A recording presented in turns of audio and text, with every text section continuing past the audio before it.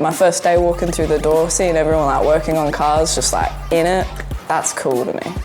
You're thrown straight into the deep end in a good way. It's like you had opportunity to work on the big gear. And they're like, right, here's your first car. Have fun. You get to be creative. You're not stuck behind a desk. It's definitely a lot more laid back than what I thought it was going to be. Always hands-on, you're always doing something, you're always moving around. A lot of hands-on, out in the field experience. The trainers are great people and they only want the best for you. They're there to help. Never needed help and not had help. We're always going to have cars, whether they turn into electric or we still have what we have now. There's always going to be a need for a mechanic. Once you got your ticket, you can go anywhere. It's always growing and you're going to grow with it. I'm really happy with being at the MTA. I got to paint my own car. Damn, does she look good. So I'm pretty happy I joined this trade. Now I have a really pretty car.